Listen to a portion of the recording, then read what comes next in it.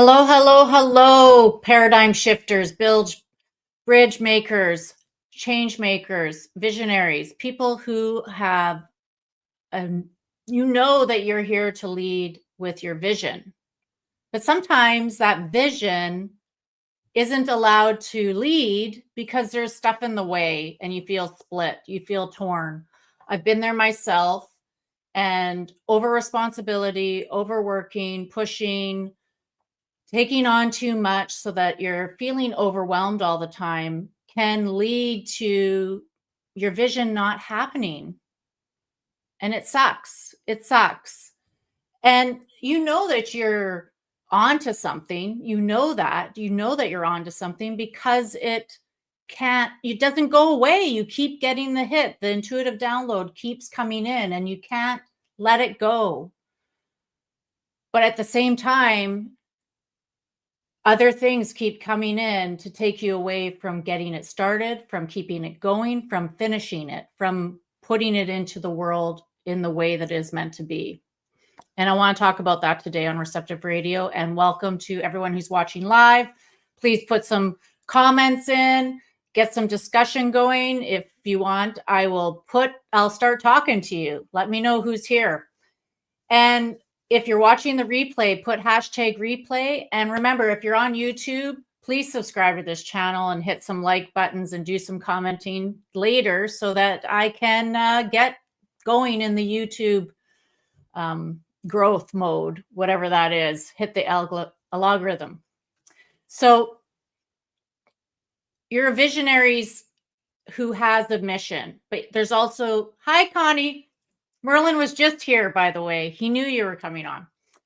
You're a visionary. You have like such product knowledge. You know your vision. You know your stuff, whatever it is. Like for me, I know visionary leaders because I am one. And I know that I've had a vision for a long time. And that vision is helping change the world. But when I was scattered, when I was not clear, when I was putting a whole bunch of other things on my plate that were not mine to do, like train racehorses or do accounting tax returns all the time and put my purpose work last, or put my boyfriend's dreams first, my mission, my purpose was constantly stalled, constantly getting distracted, constantly not happening. And if I would have put myself first 30 years ago, things would be different today. And I wouldn't be so old getting rolling, getting to the finish line. But that's life. That's the lessons learned. And the thing is, it's never too late. It's never too late to start. And because of present time awareness, we can come into the now moment and line up with the frequency of our purpose ASAP once you decide. And it's so important that you recognize where you might be leaking energy. And it's hard to see when you're a visionary because you don't see your own blind spots.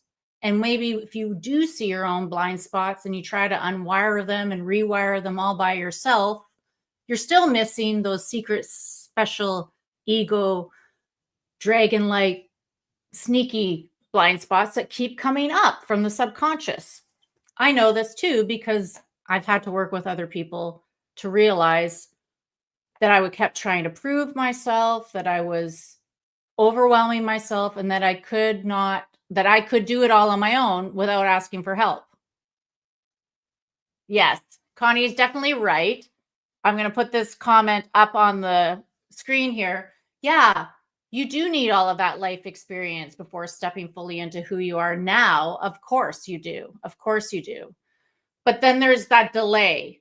Do you need any more life experience because you already know what you're supposed to do? No, you need to get doing it. You need to get doing it. I don't need to be in another narcissistic relationship. I don't need to do the same mistake twice. And last week, I was talking with my coach, Del Lewis, my business coach, Del Lewis, and he said a genius is somebody who doesn't make the same mistake twice. And I want to operate like a genius from now on, because back when I was younger, I kept making the same mistake. Anyone else here when you were younger, kept making the same mistake more than once, not just twice, but maybe 3 or 4 times before you got the message that you shouldn't, maybe this isn't working for me.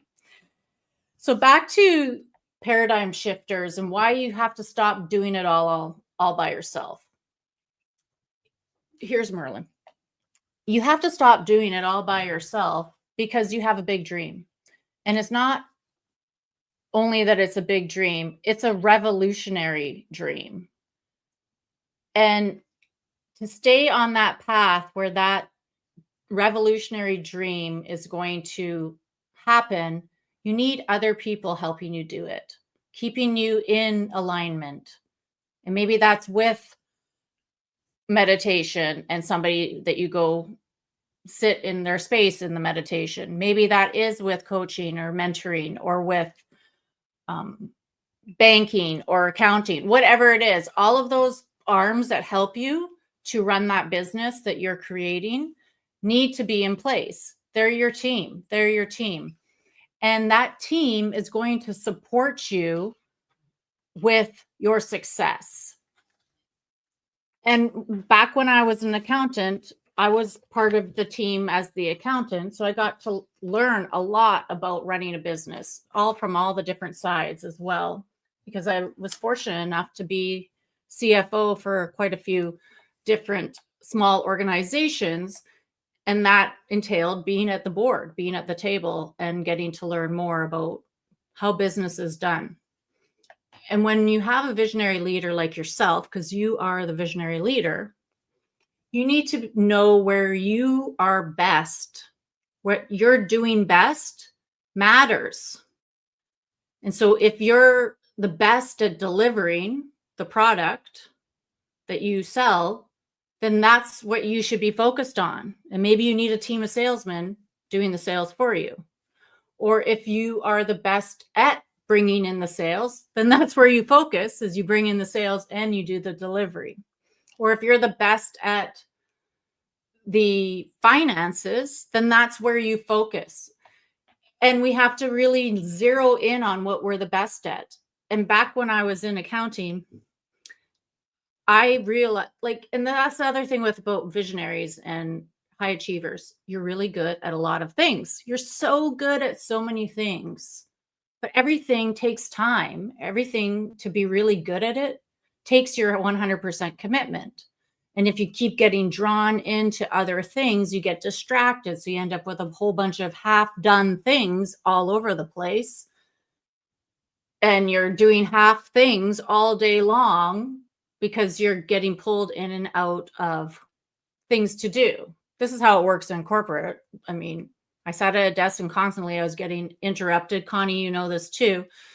People are coming to you for questions. The phone's ringing. You're having to learn how to multitask. And there's times for multitasking. I actually set times on my calendar where I will multitask. But then I also set times where, I'm in client delivery mode and nobody else is getting in, or I'm in marketing mode and nobody else is getting in with this business. But before I got to this business 100%, I used to do insane things, like get up at 5 a.m. and go to the racetrack, the barn, and train and jog the horses with my dad till 8 a.m., drive 10 minutes home, have a 5-minute shower, be ready, put my makeup and hair together within 20 minutes, and then drive 5 minutes to my office for 9 o'clock. Then put in like a whole 8-hour day doing taxes, CFO stuff, delegating teams, eat through my lunch because I did not have time to eat lunch and not work. Then I would come home and have a client, like for my leadership mentoring, for my shaman work till 7, then cook dinner. And I would do this on repeat for days on end. And then when it came to Saturday and Sunday, I was like, I couldn't handle any more people. I had to take time off. But at the same time, I would race horses Friday night and maybe Sunday afternoon. So it was completely insane and nothing was moving forward. The only thing that was moving forward was I was going to an office and things were happening there. And the horses, you know, it was like a repeat, but my purpose was not moving forward. I wasn't getting any new clients. Nobody was seeing me. There was no marketing happening. I had no time for it. I didn't have any of my books written. I didn't have anything done. So it's take what's in your life is something similar like that insane story I just told you, where I was like working 3 jobs, basically 3 different, completely different jobs. They were not, aligned really.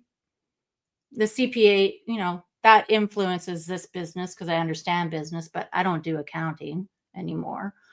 Like, where in your life are you doing something a little bit insane like that? It could be happening with your family.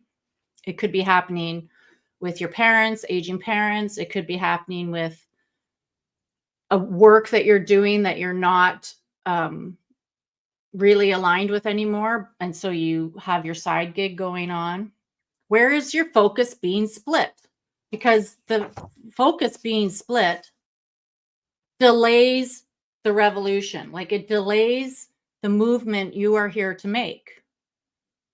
So I did that split insane type of schedule with 3 different careers potentially for like 5 years. I did that for 5 years straight. I don't know how I didn't get burned out. But, eventually I realized, and even now today, I still have a few things with the horses and I'm just totally backing off. Like, let my dad handle it. He's, I don't need to do this. I can be enjoying it from afar. I don't have to put my energy and time into it. I have to put my energy and time into the purpose I'm here to do. And so ask yourself this right now, what can you let go of? And let's do a little practice around this. Let's do a little practice of what you can let go of. Take a deep breath.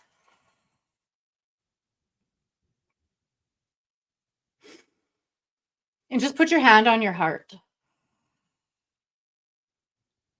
I'm just going to ask you a question. And we're going to stay here for a minute or two, so there's no rush.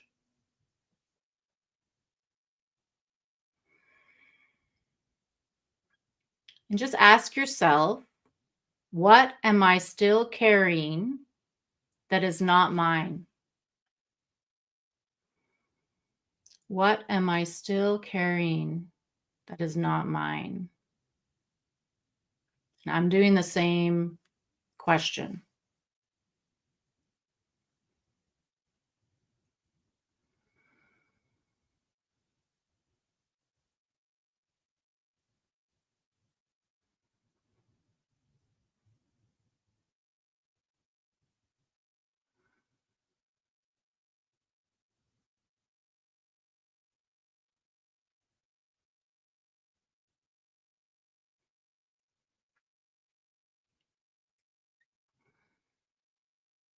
I'm just noticing the first thing that comes up for you. What are you noticing that you're carrying that's not yours?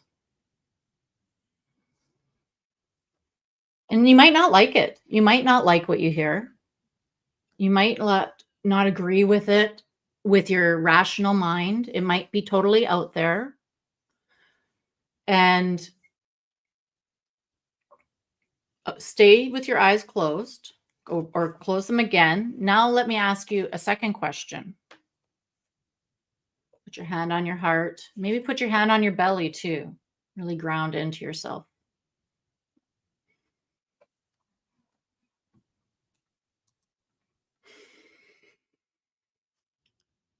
So here's the second question. What would be possible if I brought my full self and undivided attention to one clear direction?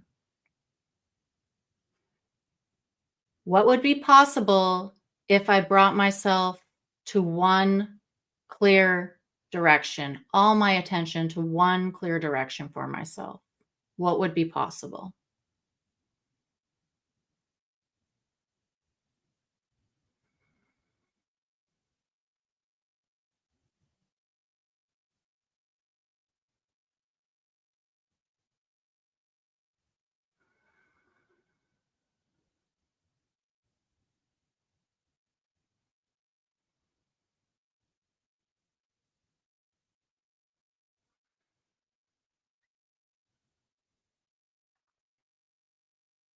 So feel free to share in the comments if you feel like you want to put it publicly out there, what might have come up around the second. What would be possible?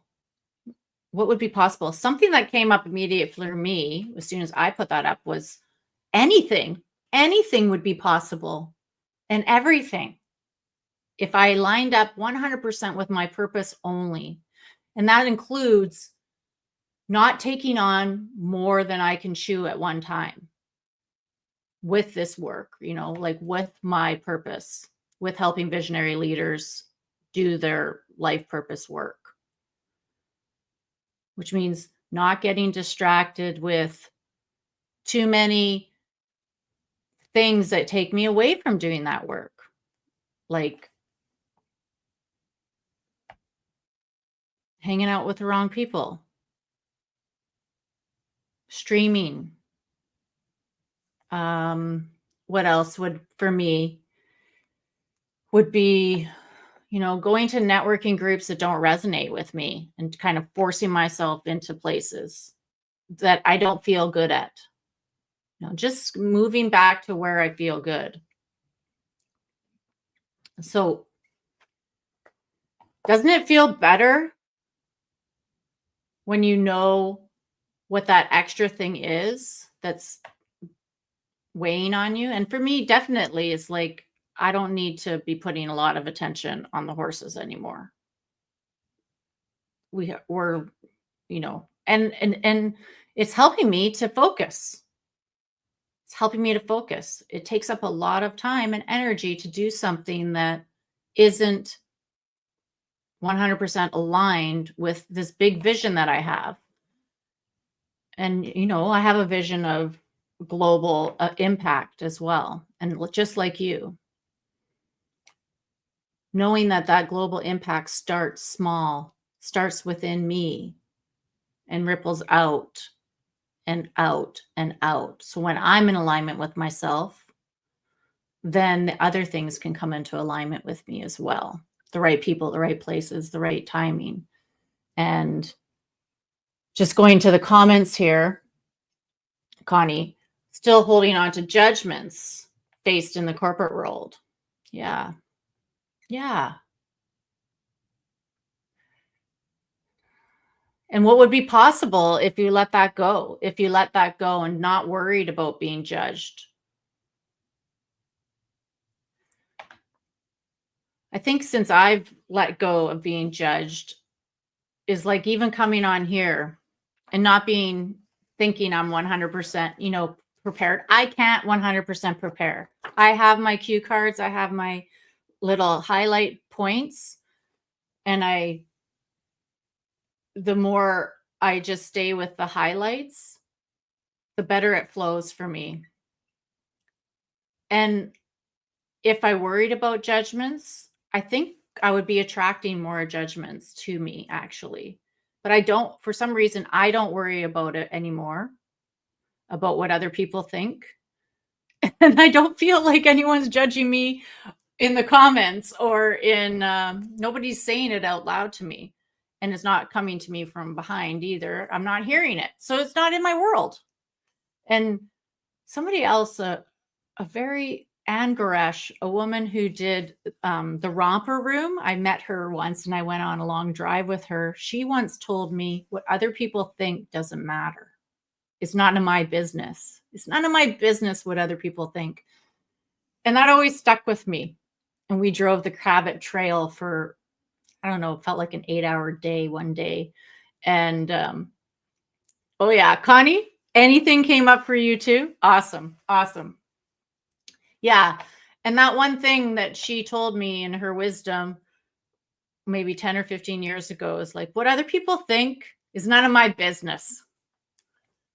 But I love it when I ask a question and people put up some comments. I'm really so grateful for this audience. You guys come, you're faithful, and you make comments and you do chats and tours around Michigan, Candace. It helped me when I let go of what others thought of me when I realized they did not have my best interests in mind. That is awesome. That is awesome.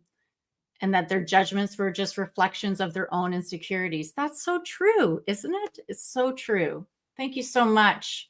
That's such a great note to end on.